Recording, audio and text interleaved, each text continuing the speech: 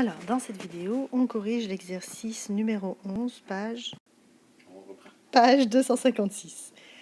Alors, prenez le temps de relire l'énoncé et après on va le décortiquer ensemble. Alors, sachez que la réponse qu'il faudra trouver, c'est 131,5 décimètres. Si vous n'avez pas trouvé ceci, on décortique l'énoncé ensemble. Alors, on nous parle d'une tente et elle est de forme pyramide à base pentagonale et on nous dit que l'aire du tissu pour la fabriquer est de 639 décimètres carrés. Déjà, quand on nous parle de l'aire du tissu, il faut d'abord se demander à quoi ça correspond. Est-ce que c'est juste l'aire de la base? Est-ce que c'est juste l'aire latérale? Ou est-ce que c'est l'aire de la base et l'aire totale? On va regarder une image d'une tente. Bon, maintenant, il faudrait quand même savoir ce qu'on cherche. Mais qu'est-ce qu'on cherche ici? On nous dit la longueur totale de l'armature. Et on nous dit que l'armature, elle est installée sur toutes les arêtes de la tente. Alors, toutes les arêtes, c'est ici, là, toutes les arêtes de la base, puis c'est aussi toutes les arêtes qui mènent jusqu'au sommet de la pyramide. Donc, on a donc 5 arêtes pour la base, puis 5 arêtes pour le haut de la pyramide. On a 10 arêtes en tout. Alors, on regarde, est-ce qu'il y a des arêtes que l'on connaît? Oui, celle-là, là, on sait que c'est 14,3. Donc, toutes les arêtes qui mènent jusqu'au sommet de la pyramide mesurent 14,3. Est-ce qu'on connaît la longueur des arêtes de la base? Eh bien, on a beau chercher, on ne nous les donne pas. Donc, ce que l'on a besoin de savoir, c'est la longueur du côté du pentagone. On ne la connaît pas, donc on la cherche. Et qu'est-ce qu'on sait aussi sur les pyramides à base pentagonale?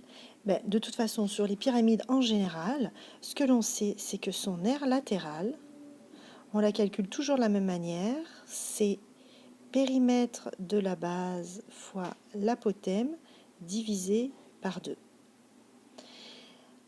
Il y en a aussi qui font l'aire d'un triangle fois 5. Ça revient exactement au même type de calcul. Alors, si je remplace dans mon aire latérale les données parce que je connais le périmètre de ma base, regardez, ma base, elle est en bleu là, ici. J'ai besoin de connaître la mesure du côté et de faire x5 pour avoir le périmètre. Alors les filles, comment on fait quand on doit faire un calcul puis qu'il y a une mesure qui nous manque?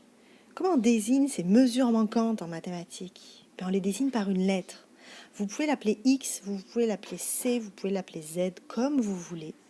Mais on va avoir besoin de désigner la mesure du côté du pentagone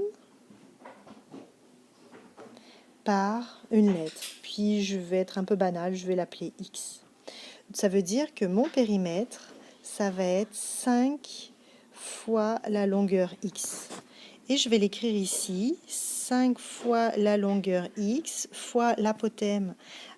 L'apothème de la pyramide, c'est 13, donc fois 13, le tout divisé par 2. Comme au numérateur, j'ai une chaîne de multiplication. J'ai 5 fois la mesure du côté du pentagone fois 13. Je peux faire le calcul de 5 fois 13. Et ça me donne 65 fois la mesure du côté, le tout divisé par 2.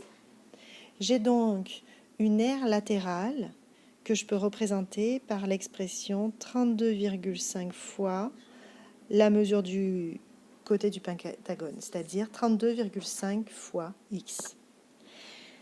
J'ai écrit une expression algébrique qui représente mon aire latérale. Mais il faudrait que je trouve la valeur de x. Donc, il faut que je continue mon exploration. On m'a parlé de l'aire totale. Je sais que je connais l'aire totale qui est 639 décimètres. Comme là, je viens d'exprimer l'aire latérale, je devrais continuer et me pencher sur l'aire de la base. Alors, ma base, c'est un pentagone. Je vais chercher à la fin de mon bouquin la formule de l'aire d'un polygone à 5 côtés. Ce qu'on me dit, c'est qu'il faut que je fasse 5 fois la mesure du côté. La mesure du côté, c'est x, puisqu'on ne le connaît pas, fois l'apothème du pentagone. Puis l'apothème du pentagone, c'est le segment qui part du centre. Alors, regardez, le centre du pentagone est ici, puis qui rejoint le milieu du côté. Donc, c'est ici l'apothème de mon pentagone. Et c'est donc 8,3, le tout divisé par 2. Bon, le 5 fois 8,3 divisé par 2, ça, je suis capable de le faire avec ma calculatrice. Je tape à ma calculatrice 5 fois 8,3 divisé par 2. Ça va me donner 20,75. Et attention, il ne faut pas que j'oublie que c'est 20,75 fois la mesure du côté du pentagone. Alors, j'ai mon aire latérale, j'ai l'aire de ma base. En tout cas, j'ai des expressions algébriques qui les représentent. L'aire latérale plus l'aire de la base, ça donne l'aire totale. Et ça va me faire une équation à résoudre. J'ai 639 qui est mon aire totale, donc ça c'est l'aire totale, qui est égale à l'aire latérale plus l'aire de la base. Puis là, ça me fait des révisions sur l'algèbre. J'ai 32,5x plus 20,75x. Ce sont des termes semblables. J'ai le droit de les additionner ensemble.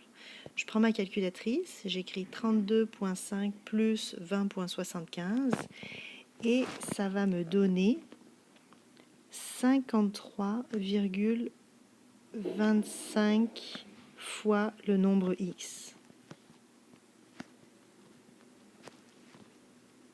Puis, là, comment je fais pour trouver le nombre x? Là, je cherche le nombre que quand tu le multiplies par 53,25, ça nous donne 639. J'aurais pu vous poser cette question-là en secondaire 1 avant que vous appreniez l'algèbre en vous mettant un point d'interrogation à la place de x. 639 est égal à 53,25 fois point d'interrogation. Comment vous auriez fait? Il suffit de faire 639 divisé par 53,25. Et ça nous donne 12. Et c'est 12 décimètres parce que x représente la mesure du côté du pentagone. Bon, j'ai trouvé la mesure du côté du pentagone. Maintenant, il ne me reste plus qu'à additionner toutes les arêtes. Puisque j'ai 5 arêtes de 12 décimètres et 5 arêtes de 14,3 décimètres, ça me donne donc une armature totale de 131,5 décimètres. Et c'est terminé pour cette correction. Alors ça, c'est l'image d'une tente classique, ordinaire. Regardez où c'est qu'il y a du tissu. Il y a du tissu sur la partie supérieure de la tente, et il y a du tissu aussi au sol. Ça veut dire que le 639 décimètres carrés, c'est l'aire totale de la pyramide.